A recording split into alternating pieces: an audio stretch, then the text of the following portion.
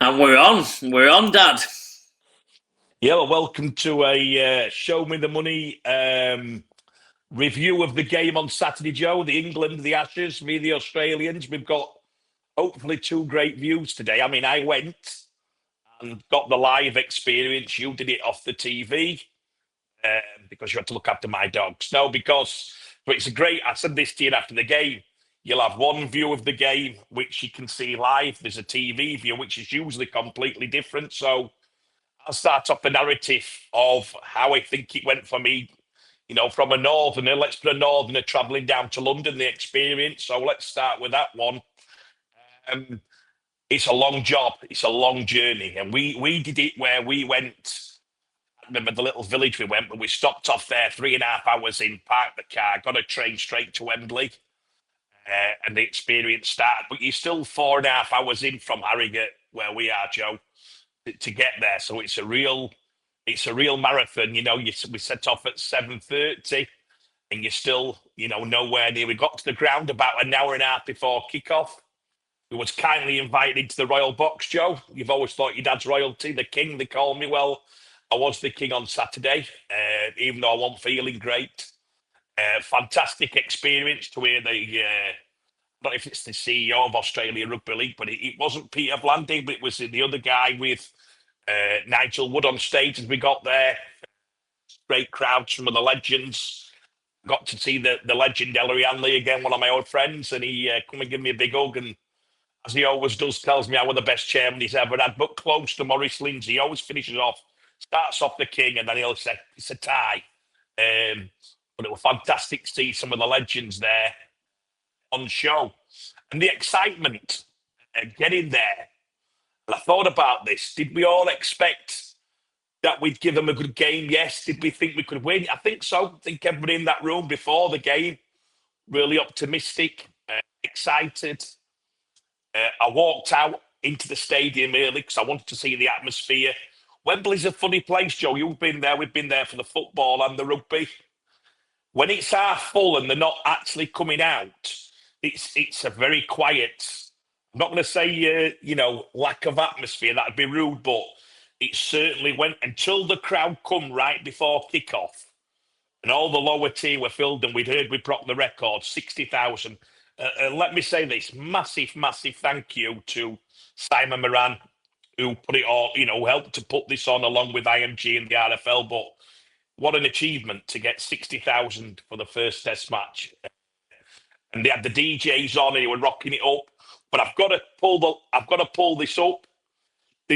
I was waiting for Jerusalem, and I want some English songs. We didn't have anything to show the pride of England. Whether that's, I don't know whether we've gone PC everywhere. I don't know what's happening, but there was no rugby league songs. I didn't see enough St. George flags everywhere. I didn't see enough feeling of being patriotic.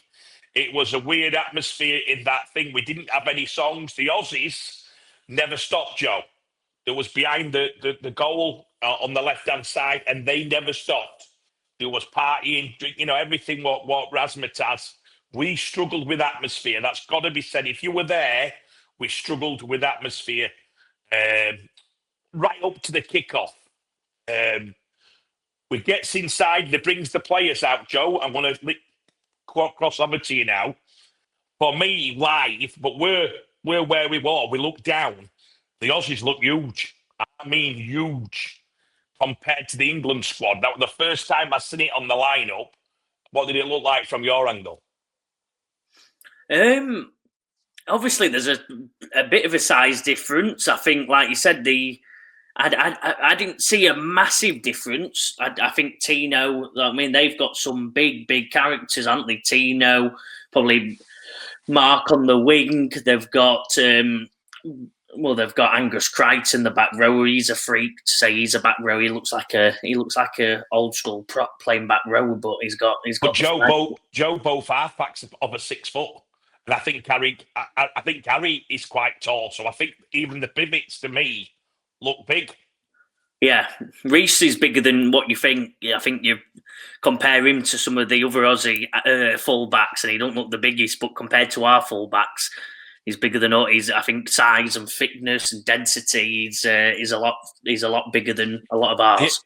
Is that including Welsh people at tallest fullbacks? You'd have to say. I know he runs crouch jacks, so he looks smaller when he runs. But that'd be a shock if Walsh is bigger than Wellesby, John. It's a big call. I didn't say that. I said he's bigger than most of ours, but he's Right. bigger than what you presume. He's known as one of their small. Yeah, like Billy Slater type. He's bigger than what? Yeah. He's bigger than most of ours, and he's on their smaller side. Like I said, Wellesby is probably our biggest that we've got in the England setup. But they did both nationalities, and again, we all God save the king. But it didn't electrify me for some reason. It didn't electrify me. I didn't have a tear. I didn't have that feeling I've had before. The Aussies did theirs, and then it would just walk, bump, and we're on. Now, this is the bit I want to pick up for people who are really interested in the game all around the world, if we get a chance for whenever this goes out to Joe. That first 10 minutes, I'd said to Simon had said, introduced me to a gentleman who wasn't a rugby league fan. I said, buckle your belt, mate. First 10, you're going to see something you've never experienced in sport. You're going to see collision, fighting, grubbiness. It's going to have to, all the boils going to have to come to a head in this first. We've waited 20 years for this. They're going to kill each other. And it wasn't. It was nothing like that. It was nothing like that. Now, I don't again know why. Maybe it was controlled aggression and they wanted discipline. I thought the Aussies looked like they wanted a bit. I don't know why. Now, I looked at the squad, Joe, what we had, and we've discussed this on other shows. But I was thinking, if this were a Super League game, Joe, where would the aggression come from our squad? Who's the enforcers to give the Aussies hell? Well, I think you've answered the thing. It's the lineup, isn't it? I think that Sean, the first probably negative of Sean, I'll drop in, is that he picked a very safe starting lineup. You've got Havard, Matty Lees is sound defensively, and his collision's great, isn't it? His line speed. Collision's great, but he's not a big enforcer. He's not the old style enforcer like we used to have, a big JP Fielden type, Sam Burgess type. Noel, you've got to say Knowles and Bateman, but Bateman's not that. I don't think he's that enforcer anymore. He tackled well throughout the game, but he's not that enforcer. He's not that player that you're nervous about watching about what's to come anymore. And then Knowles is just a very solid, high effort, high energy, high fitness level middle who will tackle anything that moves and keep going. So I think your answer, Dad, is we don't have one. We started Ethan Abbard again, a high energy. And I hate to say it because I like Ethan. He'll be one of our players who probably plays for England for the next 8-10 years, but it was a safe start. Sean went safe. He went, let's not rock the boat early. Let's put the ones who will make the tackles. Let's not make any mistakes, and let's go and start the set well. And that's what he picked. But with that, Daz Clark, no Mickey Matt type in hooker. I think that so I think it lacked that enforcer. It lacked that big tackler. It lacked that big scary. Well, it's a looseness as well, isn't it? Sometimes you see a player who looks, we call it loose. You see a player and other players think, oh God, what's he capable of? And I don't think that first 10 had that. And I think, let's go through the game professionally. But I think if we'd have had some of that in that first 10, we could have set the fireworks alight and said, listen, lads, it's on here. We're not going to take a backward step, which they didn't. The effort were unbelievable. Let me get that right. The effort was unbelievable. But I think if you're at Everton next week, my opinion from me picking my team, I'm probably looking for total aggression in first 20. I'm actually going to displace non-aggressive and good players. I'm not saying anything about the ability, but I want the Aussies to know we're going to give them everything. And in that first quarter of an hour, they're going to get everything by the kitchen sink, which was promised. And I don't think, because you're right, it's a great point you've said, the selection was not to do that. I think that we can change that. And maybe Sean, with his mindset, said to them, lads, listen, this is all or nothing now. You're going to lose. No, we're losing the next test match. That means we've lost anyway. And we win at Headingley. We will get nothing for winning at Headingley after a 2-0. They'll play all their squad. We'll play all our squad. I still can't wait to get there and watch some of the players. But the test series will be, this is it. for next week. So that's the first thing I want to pick up on is I didn't see that all-out war in that first quarter of an hour, which you've just said, Burgess, Morley, your Barry Max, you said Mickey Mack, the aggression were coming, Jamie Peacock leading it to him, Stuart Fielden, the famous Willie Mason incident. It would be because they built it up that much, they were going to go for each other. James Graham saying to the Aussies, come on, let's have it. And come on. I thought it was a very quiet England side for that. Moving on, Joe, the first quarter of an hour, can I say John there? Moving on, that first 15 minutes, I said this to Jimmy. Again, let's go from live to where you were. Saw Reece Walsh, who, I mean, I can't even get into how exciting that was. But he kept scanning along the line and he was popping up left. And he was popping up right. And he was actually joining the line on a third play coming out the yardage because they were going for set. That first quarter of an hour, lovely little settler for the game and the period. They went set for set. The kicks were about the same. Mike did a couple of great kicks, got some right distance on it. So that were a little bit of a thing. But I just looked at James and I said, I didn't think Jack Wellsby were joining the line early to have a look. They were setting up where you could see Munster, Harry Grant, and Cleary, and Walsh were talking. Honestly, and they were looking, and it were like, right, lads, 20 minutes, we'll have a little look where we think we're going to go. And they must have seen something on that right edge. They must have seen little bits. Maybe, well, what's happening with halfbacks? Maybe it's for what's happening with, getting up too quick. Maybe Wellsby not... Whatever they saw, I was, even though we're 0-0, I was already worried. I don't know why. I just went, oh, God. They look like they're just, like a composer before the action. There was just in the looking up and saying, when we're ready, we're going to start doing... And all of a sudden, you saw that shape. You start to put the... I think if I dive in quick, I think that's what we did opposite. If you remember the first 4 sets, I think we shot the gun. We showed what our attack's going to be shaped like from a very, very early point. Williams did the grubber through to Herbie. Herbie did the pass. Reece Walsh intercepted. Well, didn't get the full intercept, but tapped it out. We get repeat ball. They also did the one to Wardle on the edge. This was all in the first 25 minutes. So I think in counter to you, that's something we can take away. The Aussies were happy going for set, learning little weaknesses. Like a boxer, I compare rugby league attack to boxing a lot, where it's the jab, you're setting up a jab, you're setting up a body shot, ready for the right hand. They were setting it up, watching the weaknesses, watching how they read the defence, where we didn't. We boxer, we're Deontay Wilder. We've gone George Williams and we've gone for the right tuck and go get that stuck in and we'll go on the offence early. And I think when we didn't get that try in that first 15, 20 minutes through the 2 key attacks on either edge, that probably game over. Because I think they knew what were coming. They had it. They got a read on our attack and we didn't really offer loads and loads after that. So I think that's something we can take out as English halfbacks, English fullbacks. They're happy. They're happy to play the boxer. They're happy to play the counter-puncher until they're ready, till they've got all their reads. We just dive in and go, screw the reads, let's attack. Yeah, but like you said, I suppose counteracting that is if Tom's kick 5 metres shorter, you've got Mikey and Wellsby. Jack had got there, so we'd have probably scored.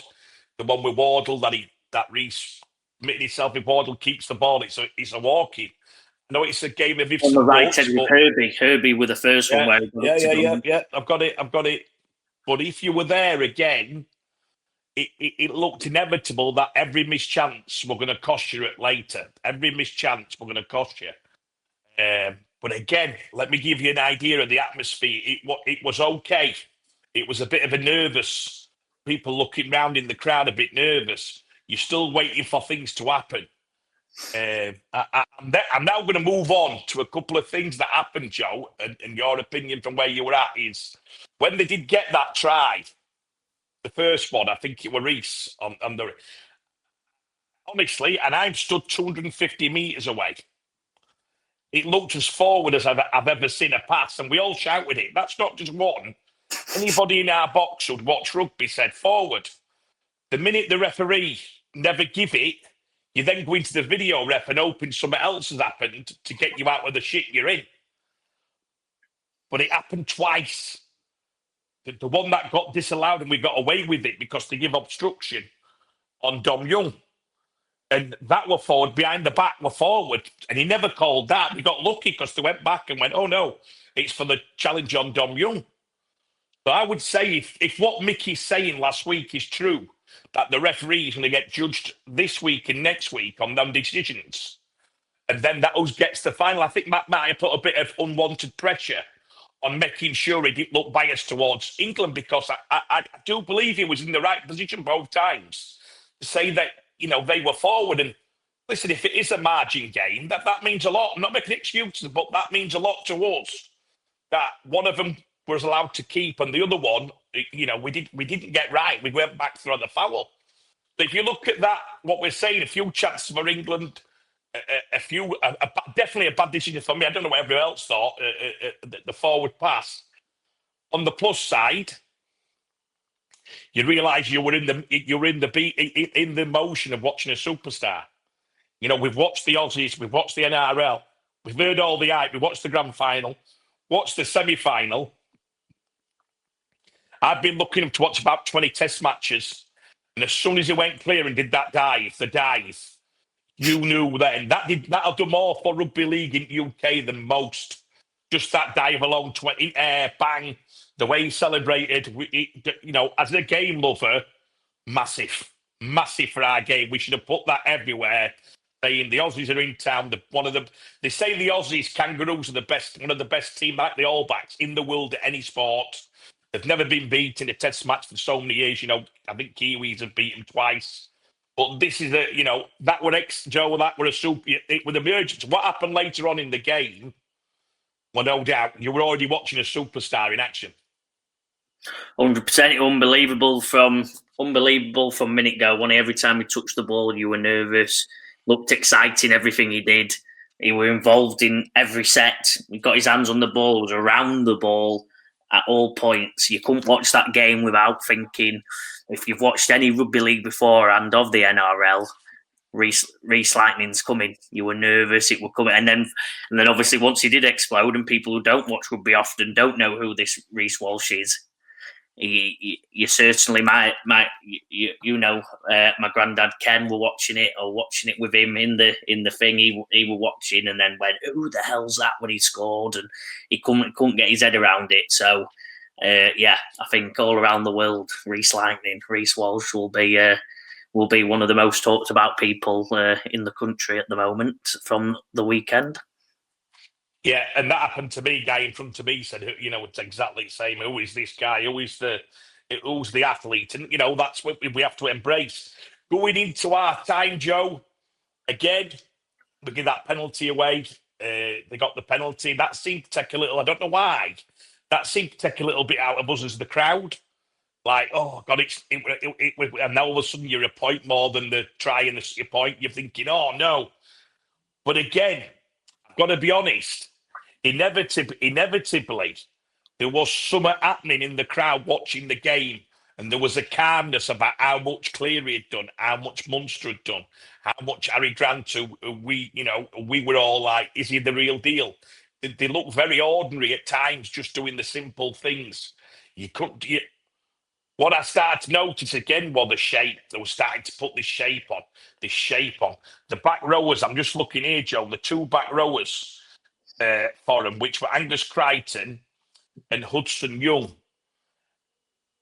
I think one of them got an head knock, didn't he? One of them got an head knock. No, that was Yo. That was Isaiah Yo. Isaiah Yo, apologies, Joe. Again, their line running. They started to get, you could see the gap started to come now.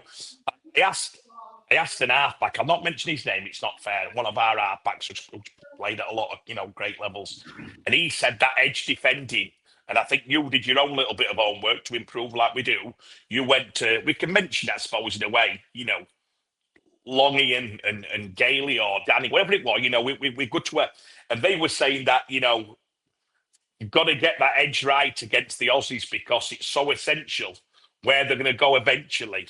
they're going to go on the edge, and especially if you've got a fullback like Reece who's switching in at the last minute off maybe a lead runner, and all of a sudden when they get you on 3-man, whatever it is, they get you.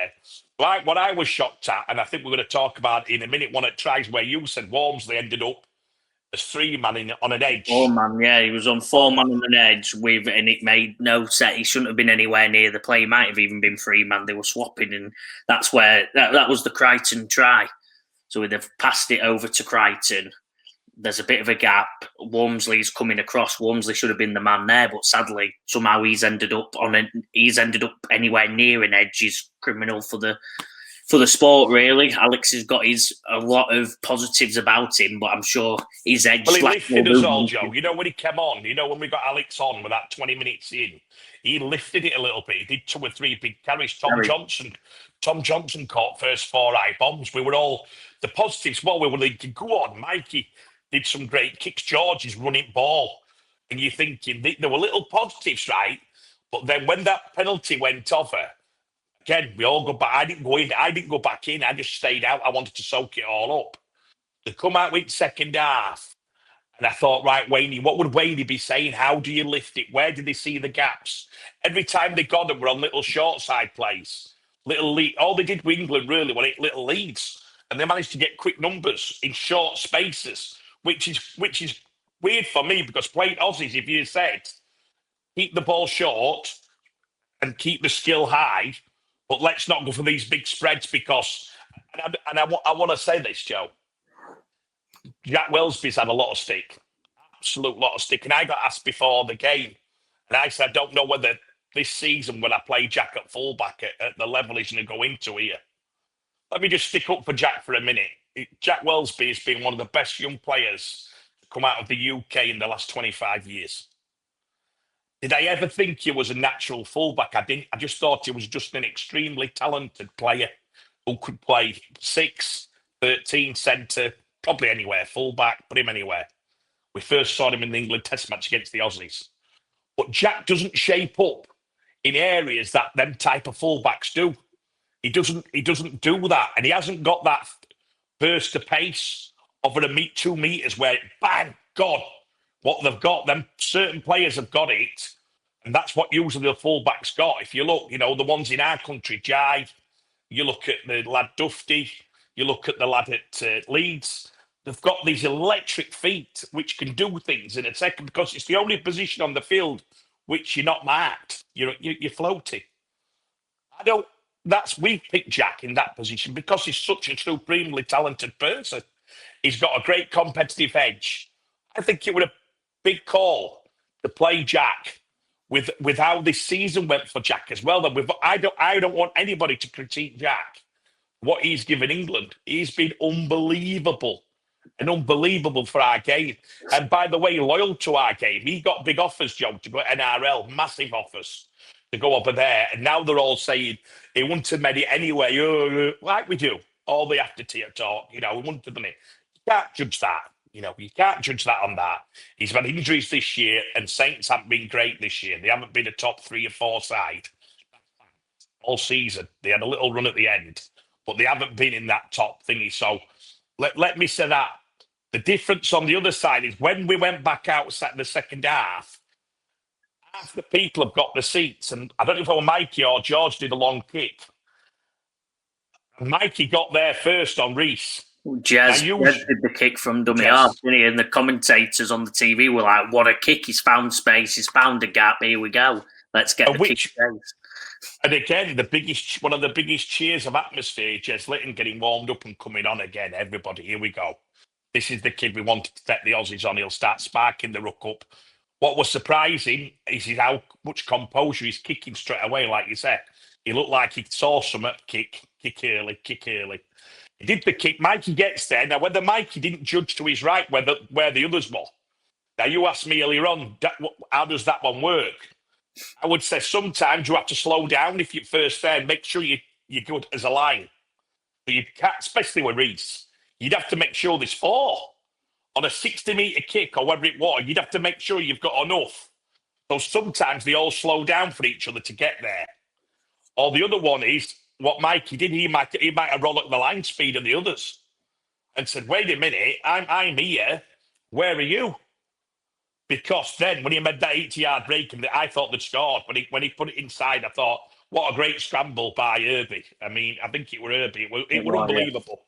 It showed you where Herbie was. It was just unbelievable by him to get there. That's the moment, Joe. I'll be honest with you. That's the moment I said it's game over. You know, that your moment was before that.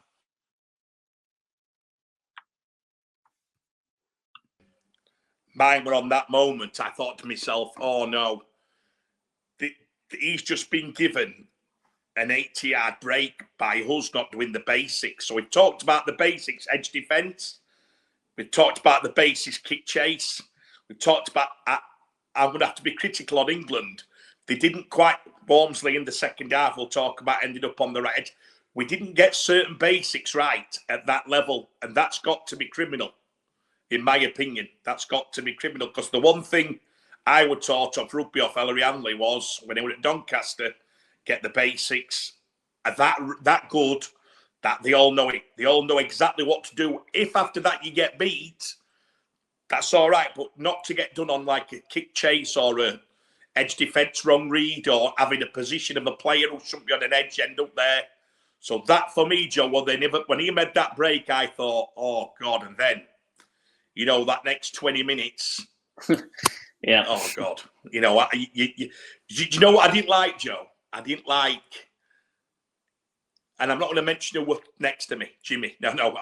It was a feeling of then, oh no, I know this is going to come, and everyone just started to be inevitable, and all the inevitable comments were coming out, like watching an horse race and saying, I knew Frankel were a good horse, and it were like these cliches,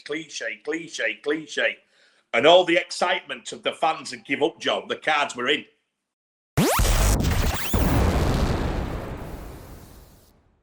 What did you see when you saw the Reese? That was my moment. What were you seeing on TV? Like you said, I'm optimist when I watch rugby. I really wanted England to have a good dig. So I probably held on long, well, a slight bit longer, because it was the Crichton try. So about 2 minutes later, so not too much. The Crichton try, when, like you said, obviously not getting into Jack and the Walmsley defence, but yeah, that try you said when Reese, which happened 2 minutes before when the try went and it got past the 8 points. That's when you knew it was trouble. We didn't look like we had enough points in us. The defence, to be honest, it's not the points in us. I got it wrong. We did have some chances. It was the defence.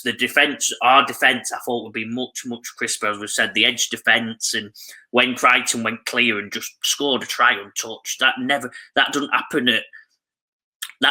in the Championship. We watched York and Toulouse go at it, and they York scored 3 wing tries, great finishes. It doesn't even happen at that level. So for that to happen is a massive red flag. So yes, round similar time, but when the try hits, that were good night, Irene, because there was something missing, weren't they? I think throughout the whole game, every time they tested the line, we just looked nervous. It looked scrambly, and it's got to be scrambly at points because they're all the Aussie teams, all megastars, but it was too much. And then when, like I said, going up 2 tries, knowing they've still got another 30 minutes to come at us, we didn't look like. I just didn't get that feeling we could hold it together. And even if we did score a few, we couldn't stop them.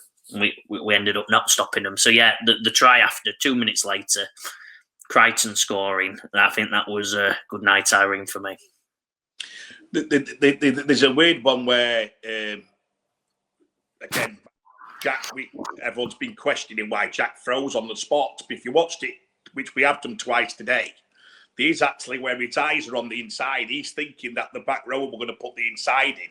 So whether he's just froze because he's thought he's going inside, so Jack's not gone towards him till the last minute. Again, communication, again, defensively. Do you know what, though, Joe? We never stopped trying, you know. I felt the crowd, we let them down a bit. The crowd should have been, I think, I'm hoping at Everton at Headingley, like the crowd just keep going and going and going. Because, A, you can't blame players getting beat against one of the best teams of all time, is if we as crowd are going to give up on them. and good quiet on them And we should have lifted them. Trouty coming on, people up again. People, wait, come on. Jez started that 40-20. Jez lifted the crowd. Mikey started to run ball. Bum, bum, bum.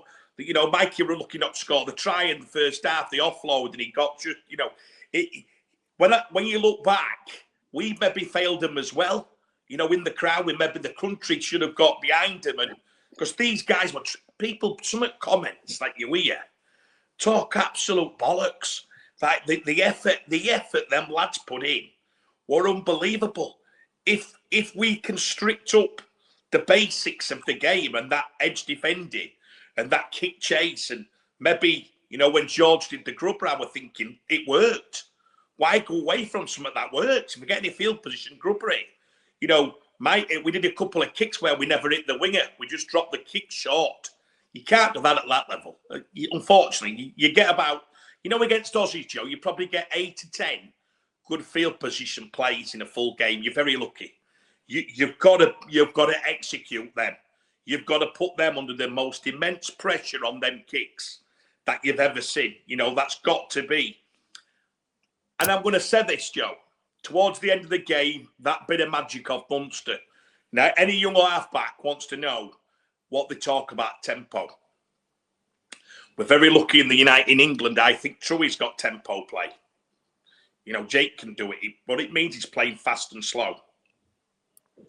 George can do it. George can slow a play down, then inject. Munster got the ball, put the brakes on, sunk in, and then went bang, bang, and then the move, what they put on for his second try.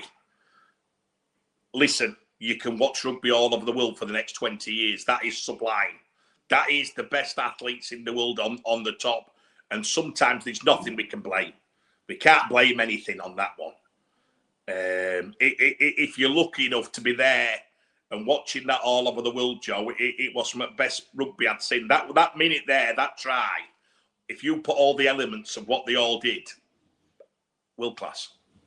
Yeah, 100%. Yeah, the shift out, it was unbelievable, wasn't it? I think the commentator, to be fair, I missed it. I think I must have been looking away. ADHD must have kicked in. I missed the Munster thing, but to be fair to the commentator, I can't remember who it was, called it out. He went, wow, like you just said there, the pace of his injection there, he stopped on a dime, but didn't stop on a dime like he didn't know what you're doing. It was all purposeful to draw the men in, and then he's hit it and he's sped up again, drew the numbers. Good night, Irene. The commentator pointed it out for, I think, all the casual or people who missed it to rewatch, and like you said, it was just a fantastic bit of skill.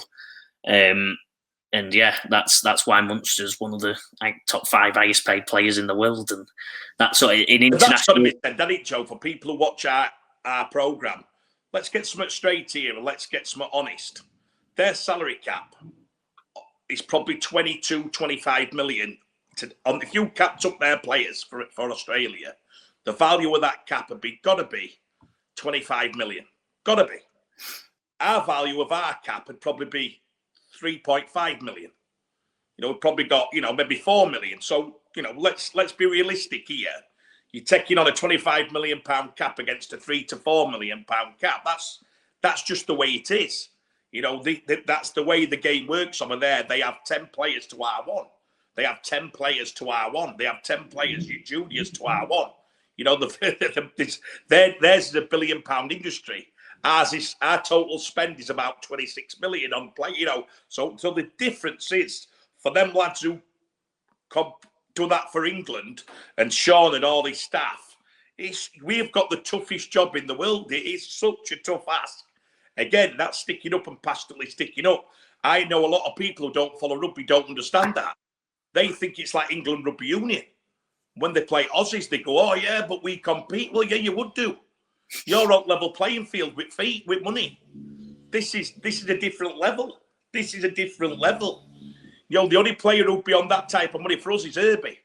Potentially it's Herbie. You know what I mean? Herbie his next deal might be £1 million deal or 1.2 million or whatever it is. Well, you can tell that. Some of the things Herbie does on pitch is very high level, isn't it? It's extremely high level. So, again, letting people know the truth. this is a £10 million horse for your million. There's a big difference in what we're trying to do here. Positively, Joe, what do we take out of that game? Positively, I'd say you've mentioned it a few times. Effort was there. I'm not doubting anyone's effort. I was not one to say. I think the one thing Sean did get them, and I think John Wilkine and all of them in the post-coms or pre-coms said the effort was there. That first 10 minutes, we had an unbelievable dig. We looked for that first 10 hour thinking, here we go. Like you said, the 2 breaks, we're thinking we're going toe for toe from here. So that's there. The love for the badge, all the cliches about love for the team, providing for doing it for your country. I thought that were there in very, very large parts.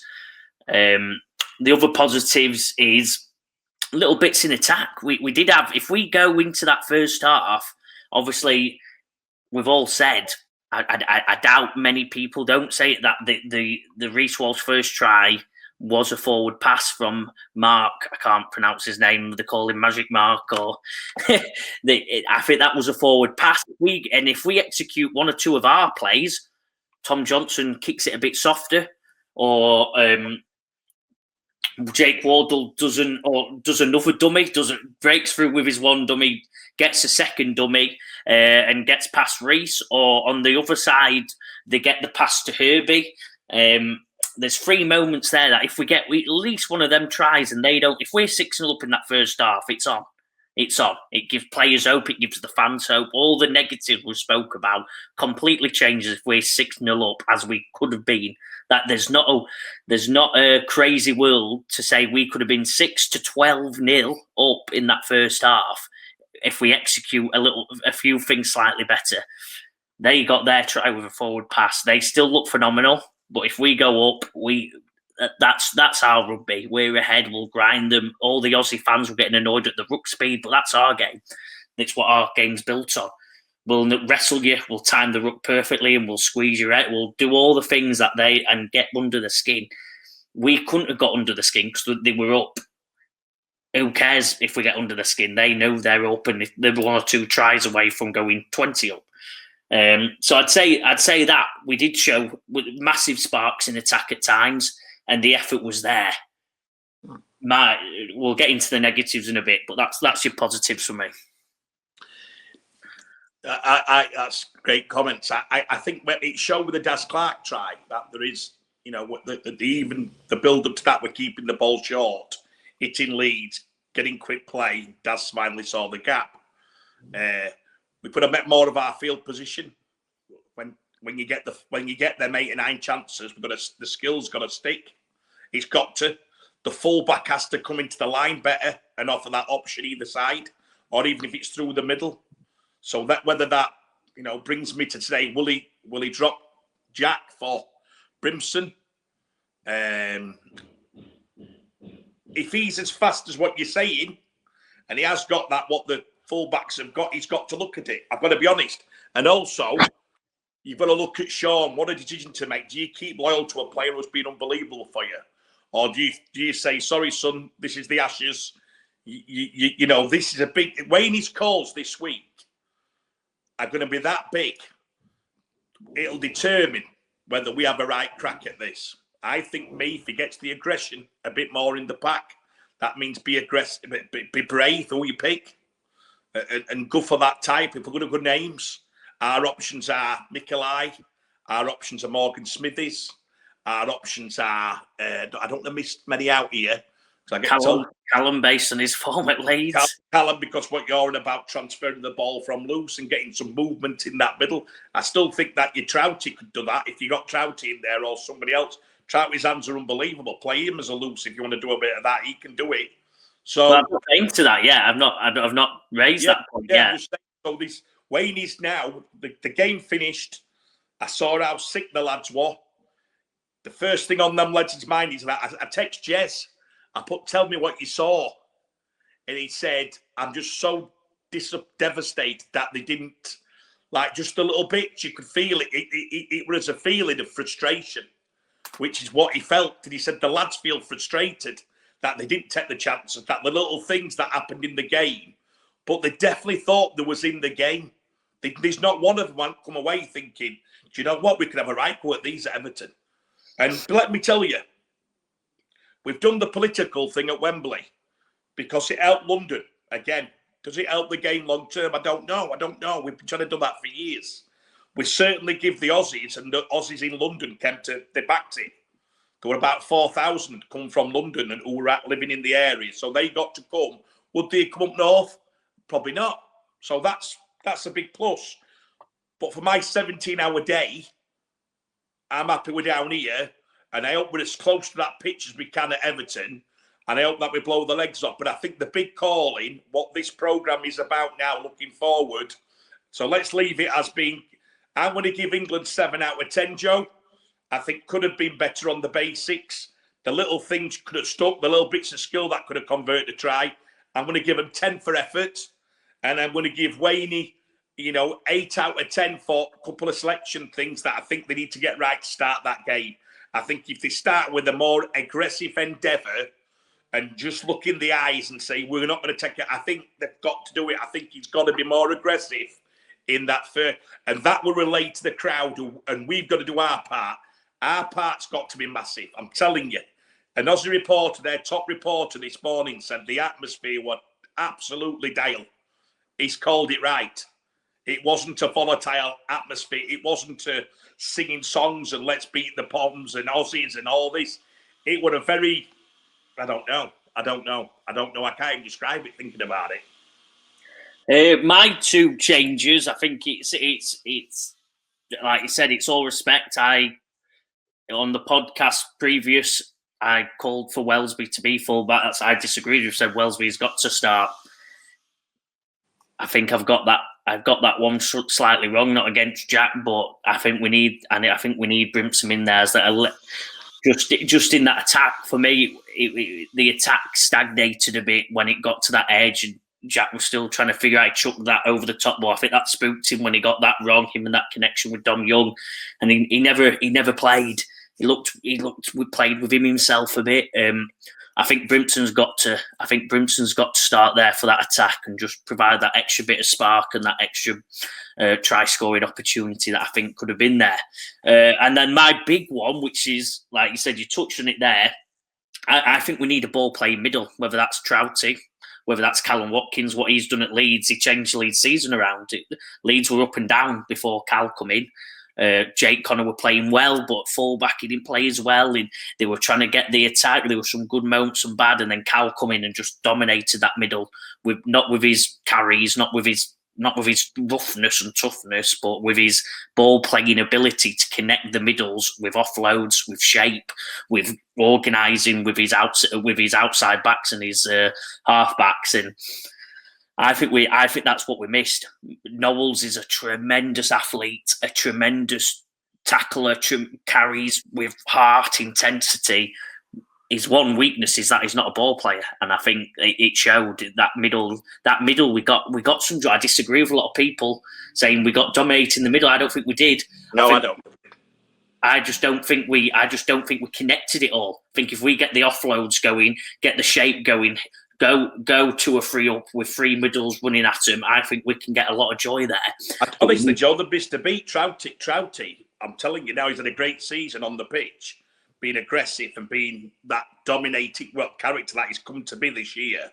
You want to see hands on him. If they're going to risk a prop going into loose, because Callum's not going to be big, so the size difference with Callum, having to make them 30, 40 tackles and being an enforcer, what we're on about, that'd be the hard job for Callum at 36. Let's be honest. That's one of the biggest calls in history. Saying Callum in there. Not Callum, then yeah. If you with Trouty, someone has to take that organisational role in the middle, and I think that will make a big difference. So I'm caught a change in there, and for me, Big Alex needs littler minutes, not to get put off, because like I said, he did that set where he took 2 carries in the set and it got him it got England back on the front foot. It changed the energy again. It got England back. So I think there is a role for Big Al there. Probably less minutes. We can't have him tired, and we can't have him anywhere near an edge when he got caught out once or twice. And obviously when Harry Grant got in that middle and started running at Al, he struggled. So I'd say Big Al, little a minute, time his coming onto the pitch to perfection. We just need to mix up that middle. Someone needs. Are we changing, Joe? So I'm trying to get Mikelai in, and I'm going to be biased because I am. I'm not changing my halfbacks. I'm not changing my back wingers. I'm not changing. I think too. I'm not changing centres. I'm looking for something in the back row that I need. I thought John defended great, and I thought his competitiveness, but with the ball, I thought Piers Paul defended strong. With ball, not really anything. So I'm looking, is there a way of getting some more line running on an edge? We haven't got December. We didn't want to pick that type of physical machine. So we haven't got that type of big line runner. Trouty, again, I sound like, record. Trouty's played 10 games at back row hitting massive lines. So there's another option. Do we get a bit of size on edge and change that about? I think so. I think there's got to be some. I don't know what else in the squad we've got. Do we know the 4 or 5 names? So we're sat waiting to get a game. Is there a back rower in there? Well, no, not really. I don't. Not really. So I think that's where it's got to be Trouty. I think Trouty's got to start for either Bateman or Piers Paul and change up that middle. I think Smithies has probably got to be your starting 13. A lot of people are calling for. And Morgan can play. Sorry, let me apologise. They're saying that about Trouty. The thing is, Morgan, since he's gone Canberra and that last year at Wigan, he can transfer that ball. He can play, and he will offer. Listen, he will offer some absolutely enforcing. He's the best wrestler on the floor. We've probably seen in our game, Joe. He's the best floor defender in our game for the last 25 years. He can slow rooks down. I remember Matty Pete saying to me, well, it's easy. If their rook's quick, I just put Morgan on. Ricky Stewart was sat in front of me, Joe. I would love to say to Ricky Stewart, how do you feel with Morgan playing every game for you, apart from being suspended, with him not being picked in our top 18 players, 16? I think Morgan's got to be assert if you want that aggression.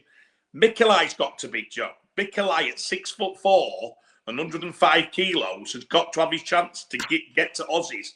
He's the big athletic runner that we need. Where do you get Mick in? The question's got to be, who do you drop? Matty Lees, that's not a personal thing. I'm resting Matty Lees. That's no personal. Matty's brilliant. I think Mick deserves his chance. I think Mikelai deserves his chance in there, without a shadow of a doubt. So that's why that's me calling it straight, and that's not having to go. I'd make that swap purely on size, purely on if Mick could get some early chances to get some yardage. I'd like to see him and Walmsley come on together.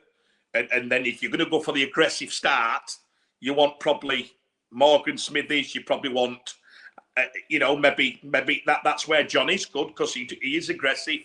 You certainly need people who can bang in that first 20. I'm not swapping much, Joe.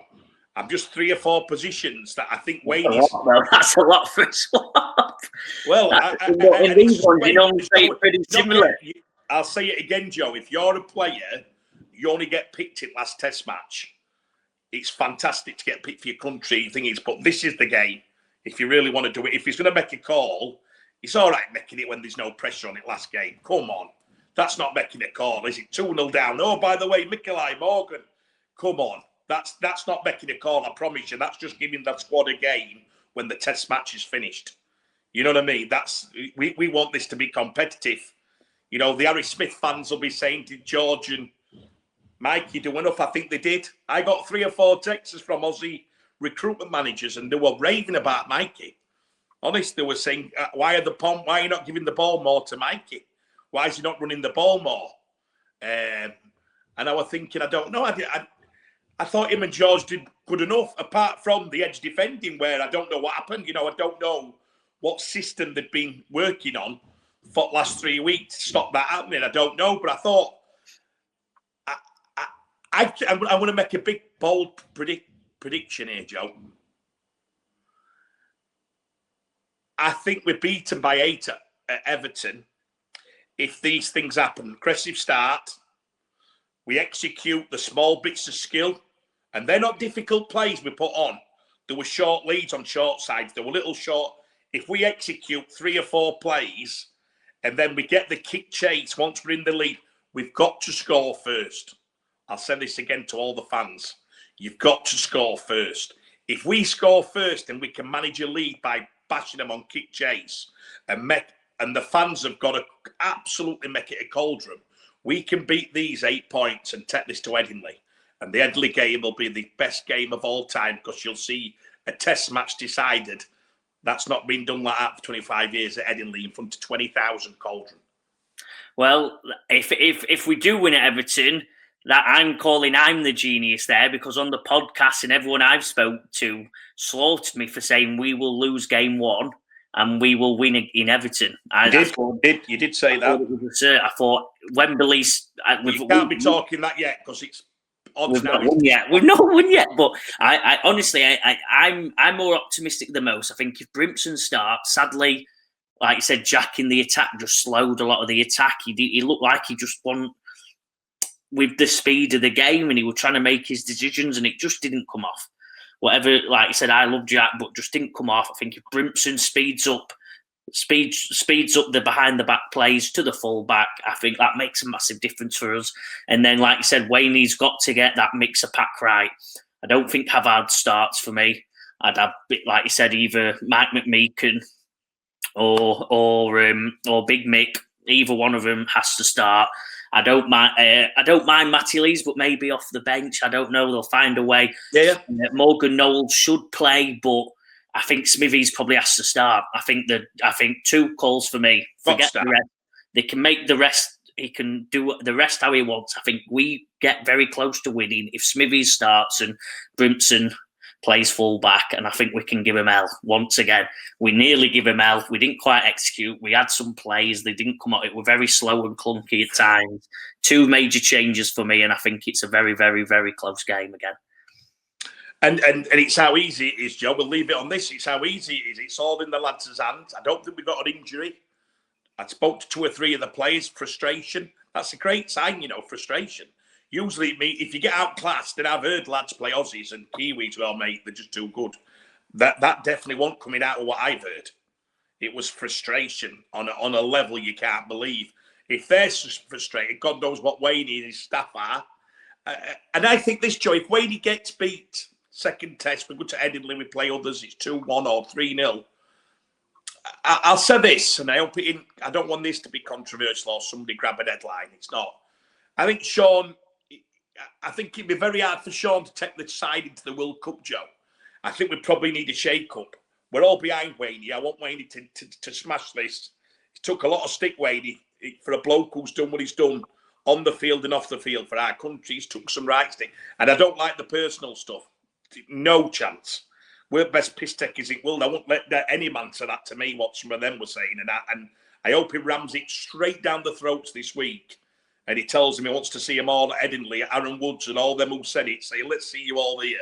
I hope Wayne gets his bottle back and we get it. But I genuinely think if this is that big, sorry, the game's that big for everybody. I think probably 7 of them players, it could be the last game in a test shirt, and then I think the staff, I just think that'd have to change. I think going into a World Cup year, you'd have to give someone a free hand. Now, so on the other side, we've got to do our part. The fans have got to do their part for Sean. And I hope when he comes out on a press conference this week and says to everybody, you let me down a bit. Why don't you lot come and cheer? Why get it behind us here at Everton? We'll beat these. I think, you know what, Joe? We're very scared as staff and people in England to say we're going to beat them. It's a scary thing to say because we're very pessimistic as a nation, that negativity. We've had a WhatsApp group this morning. It's horrendous, isn't it? So it's stuff they put. We're embarrassing. We're embarrassing for our country. We get beat by 50. What are we? It's horrendous. Sean Wayne and the lads have got a chance to put this right and could take it to that third test match. And I hope with everything in my heart they do. Good luck, the lads. Come on, England. Come on.